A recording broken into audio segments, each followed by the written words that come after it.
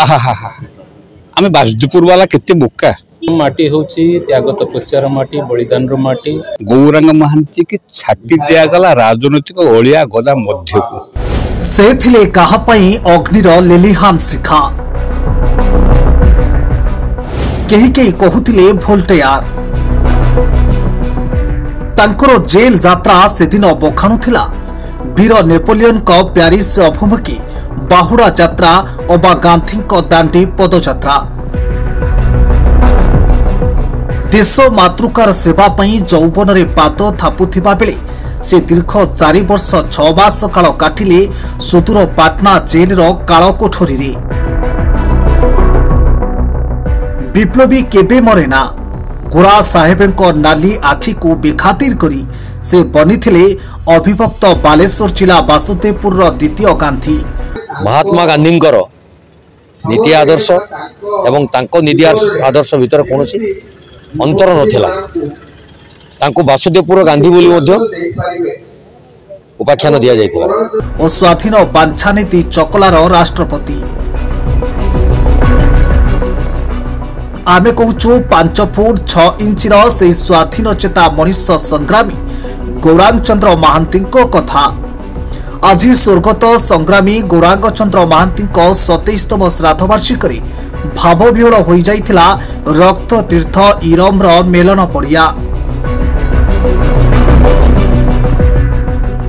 रक्त भिजा माटी तार वीर संतानर गाथा बखाणुथिला गौरांग चंद्र स्मृति कमिटी वरिष्ठ नागरिक संघ अवसरप्राप्त कर्मचारी संघर मिलित आनुकूल्य आज पुण्यमाटी इरम ठारे संग्रामी श्रद्धांजलि सभारे बासुदेवपुर विधायक अशोक कुमार दास और मान्यवर भद्रक सांसद अभिमन्यु सेठी जोगदे संग्रामी स्मृतिचारण करने सह उत्कलमणि गोपबंधु दास गौरांग चंद्र महांती आत्मीयता और संग्रामी घरे गोपबंधु दास रात्रि यापन परी अनेक अनालोचित घटना संपर्क में विस्तृत तथ्य रखिथिले ऐतिहासिक तथा गवेषक डॉक्टर अजय कुमार पंडा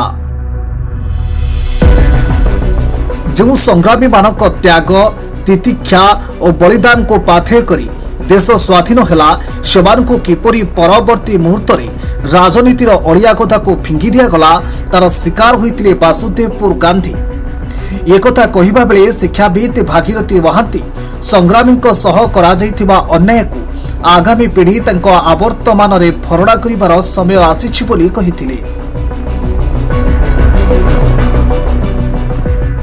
उक्त श्राद्ध वार्षिकी सभारे निजर जादुकारी शब्द संयोजन वरिष्ठ शिक्षाविद दुशासन राउत सभा परिचालना करिथिबा बेले संग्रामी सुपुत्र मानस महांती स्मृति कमिटी सभापति पूर्णचंद्र परिड़ा अध्यापक बसंत दास रत्नाकर बारिक समाजसेवी बैलोचन जेना कवि प्रहलाद बारिक प्रमुख उपस्थित रही गौरांग चंद्र संपर्क में अभिमत रखिथिले। वास्तव से थिले बासुदेवपुर गांधी खाली कथारे नुहे तांको स्मृति को उज्जीवित करने को तांको जन्मपीठ बरंडुआ ठारे तांको नाम एक स्मारकी निर्माण सह से निज घरू इरम को जाउथिबा रास्ता को जदि तांको नाम नामित करा जाए ताहेले ताही हेबो तांको पई श्रद्धांजलि।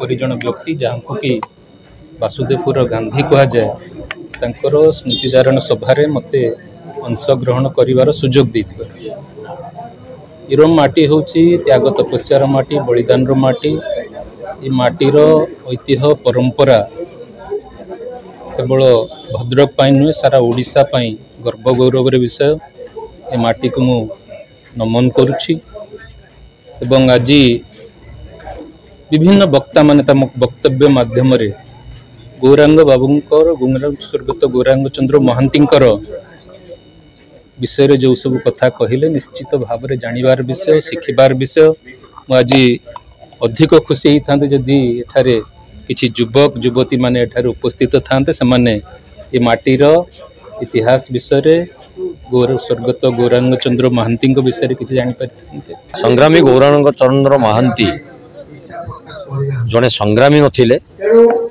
सी समस्त मन द्वारा आदृत जने गांधीवादी नेता थिले महात्मा गांधी नीति आदर्श एवं तांको नीति आदर्श भीतर कौन अंतर नथिला ତାଙ୍କୁ ବାସୁଦେବପୁର ଗାନ୍ଧୀ ବୋଲି ମଧ୍ୟ ଉପାଖ୍ୟାନ ଦିଆଯାଇଥିଲା।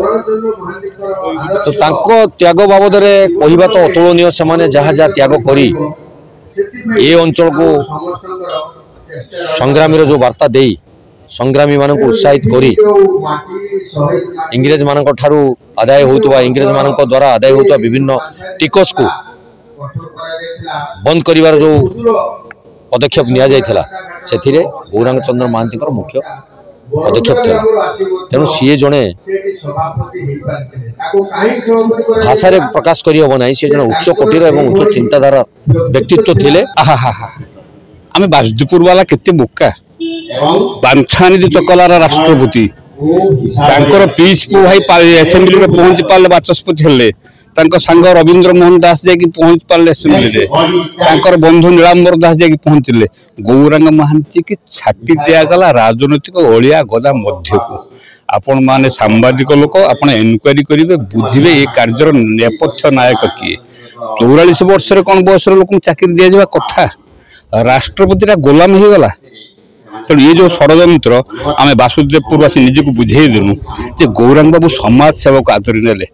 ପ୍ରକୃତରେ ସେ ସମାଜ ସେବାକୁ ଆଦରି ନେଲେ ନା ଗୌରାଙ୍ଗଜୀ ଗାନ୍ଧୀବାଦକୁ ଯେମିତି ପଣ୍ଡିତ ନେହେରୁ ଗଙ୍ଗାରେ ବିସର୍ଜନ ଦେଇଗଲେ ସଙ୍ଗମରେ, ଏ ଗୌରାଙ୍ଗବାଦଟାକୁ ସେଇମାନେ, ସେଇ ବଡ଼ ପଣ୍ଡାମାନେ ସ୍ୱାଧୀନତା ପରେ ଆମ ଶାଶୁ ନଦୀର କବର ଦେଇଗଲେ। ଆଦରପଡ଼ାରୁ ମହତାବ୍ଦୀ ଆସିଲେ, ତିହିଡ଼ି ଅଞ୍ଚଳରୁ ନୀଳମଣି ରାଉତ ଆସିଲେ, ରାଜନୀତିରେ ପାଦ ଥାପିଲେ ଏବଂ ସଫଳ ହେଲେ, ମୁଖ୍ୟମନ୍ତ୍ରୀ ମଧ୍ୟ ହେଲେ। କାହିଁକି ଗୌରାଙ୍ଗ ମହାନ୍ତି ଯେଉଁ ରାଜନୈତିକ ଷଡ଼ଯନ୍ତ୍ରର ଶିକାର ହେଲେ, ଏଇ ବଡ଼ମାନେ, ଏଇ ଯେଉଁ ମହାମନୀଷୀ ମାନଙ୍କ କଥା ଆପଣମାନେ କହୁଛନ୍ତି, ବହୁତ ବଡ଼ ବଡ଼ ଲୋକ କହିଲେ ରାସ୍ତାରେ କିଏ ଗୋଟେ ଘୋଷାରିକି ବାଡ଼େଇବ, ତାଙ୍କୁ ଫୋପାଡ଼ି ଦେଲେ ଗୋଟେ ଷଡ଼ଯନ୍ତ୍ର କରିକି ତାଙ୍କୁ ବିଦା କରି ଦିଆଗଲା ରାଜନୀତିରୁ, ରାଜନୈତିକ ପରିସର ମଧ୍ୟରୁ।